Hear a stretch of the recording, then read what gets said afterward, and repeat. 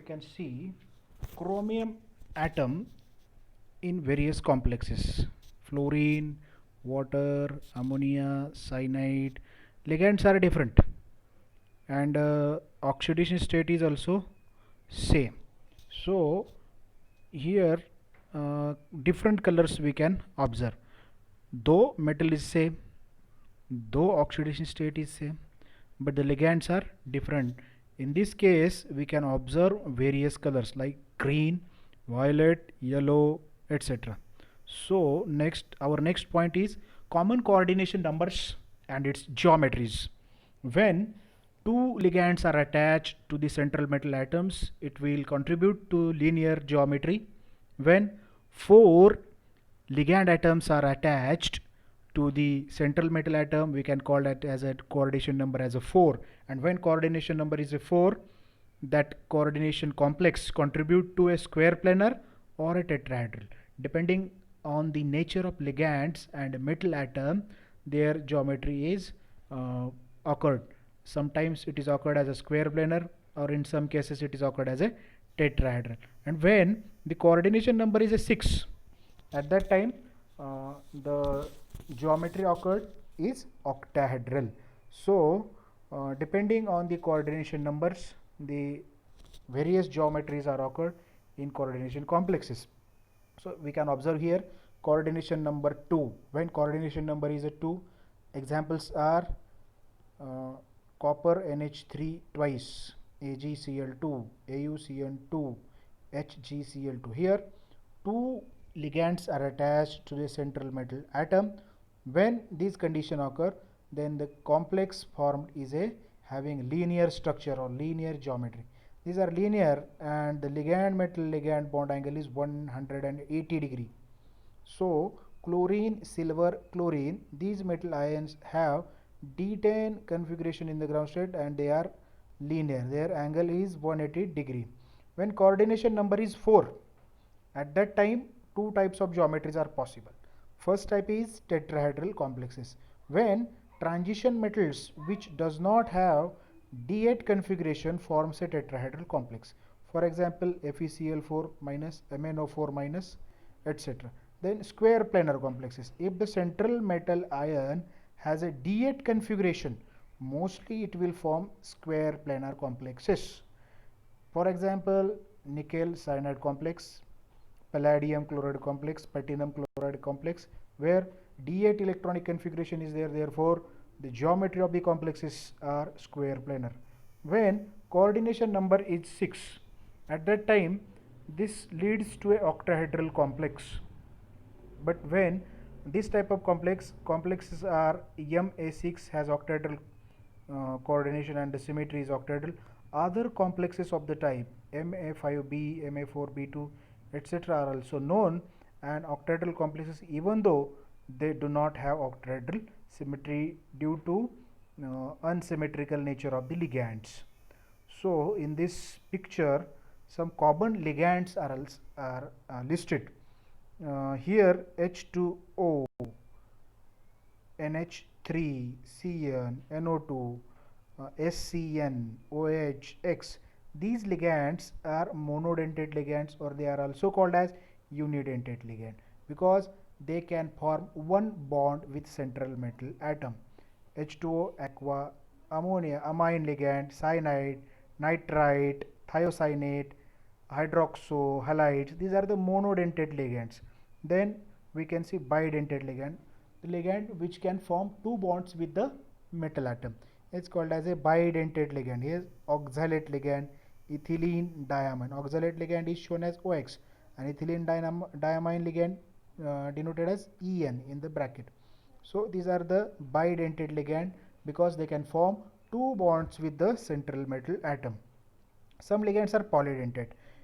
They can form more than two bonds with the atom.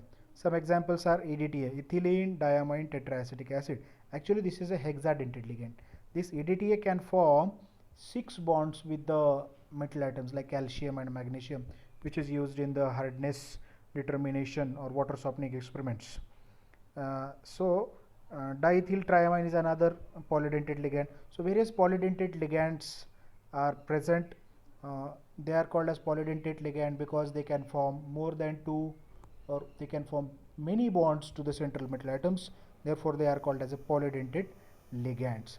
Some synthetic methods we are going to see: when ligand with a lone pair attached with a metal which is having vacant orbitals in the metal ion. A shared electron pair uh, makes a coordinate covalent bond and forms a coordinate bond between ligand to metal where electrons are shared only by the ligand. No metals, no electrons from the metal is shared in this. So when the electrons are shared only by the ligand, it is called as a coordinate bond. So we can have here the nitrogen can be replaced by heteroatoms, oxygen or sulfur, and we can see how this coordinate bond is formed in between ligand and a metal. Next, detection of a complex formation. Does complex formed or not? How we can detect it? Most of the complexes will be colored except D5 and D10 systems. Hence, when a solution of the ligand is added to a solution of a metal salt, there will be a change in the color. So ligand and metal, when mixed together, they are reacted. When a new compound form, there will be take place a change in color that can detect us, that can told us the complex is formed or not. This is an easy way. Or for example, when ammonia is added to aqueous copper sulfate solution, blue, the color changes to deep blue, indicating complex formation. This is the simplest way of detecting complex formation. Change in color is the simplest way of detecting the complex formation. Whenever we are adding ligand into a metal, a certain color complex form, that formation of that color shows uh, the detection of the complex formation. Then another method is we can use UV visible spectrum. By using UV visible spectrum, we can further support the formation of our complex. The lambda max of the ligand is, if already absorbed, and the metal salt solution, if already colored, will be shifted, and that shifting in the lambda max value indicates the formation of our complex. So we can have two lambda max values: ligand value, metal value, and complex value. So shifting in the lambda max value indicates the detection of a complex formation. This is another method, very important method. Next method is when the complex is decomposed with concentrated nitric acid, the original color of the metal salt solution will be restored. So we can break or decompose the complex by using concentrated nitric acid, and again we can get metal and mm, metal and our ligand. Then how to confirm complex formation? There are various techniques to confirm complex formation. Elemental analysis. This elemental analysis can find CHNS elements, percentage of carbon, hydrogen, nitrogen, sulfur elements.